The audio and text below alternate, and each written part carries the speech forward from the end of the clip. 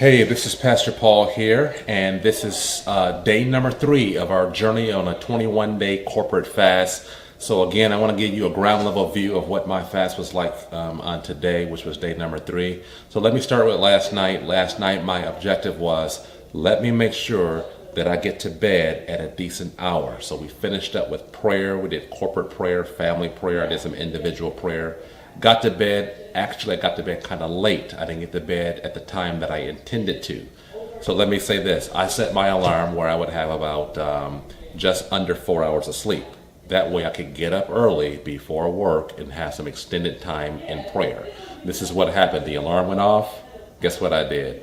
Cut the alarm off, went back to bed. So needless to say, I missed my time of morning prayer. So I had to get ready for work and I went straight to work. On the way to work, and my wife is driving me to work right now because our car went out. We're in the process of getting our car repaired. But it was during that time that I was praying, just set my mind on the Lord and just prayed during the car ride.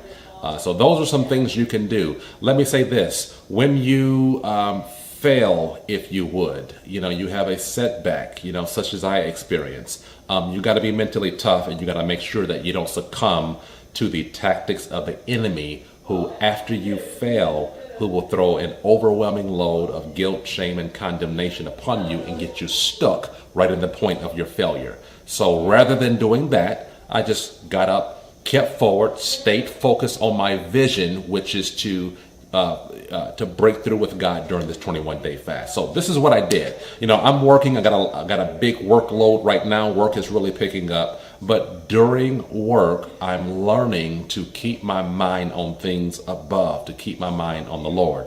And the Lord sort of reminded me of this scriptures, Colossians chapter 3, verse 1. It says, if ye then be risen with Christ, seek those things which are above, where Christ sits on the right hand of the throne of God. And set your affection on things above and not on things of this earth. So I'm learning to live in both dimensions at the same time. I'm doing my natural things, but in my spirit man, in my heart, I'm in heaven. My mind, my heart is focused on the things of God. I'm learning to do that dynamic simultaneously. So it's powerful. And I believe fasting facilitates that. Fasting causes your inner man to take the preeminence and causes your inner man to take the ascendancy on the throne of your heart. So it's very powerful. Got off work, fulfilled some responsibilities, and we had a powerful time with family prayer and then corporate prayer with my wife and I, praying over the needs of the people of Source Connection community.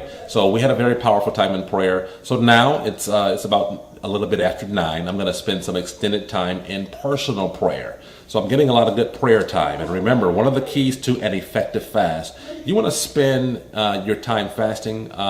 Make sure that you integrate plenty of time where you're with God in prayer, plenty of time where you're with God in reading the Bible or in His Word. So good day, good fast. Had a setback in the morning, but was able to rebound, able to keep my focus. You got to be mentally tough when you're fasting.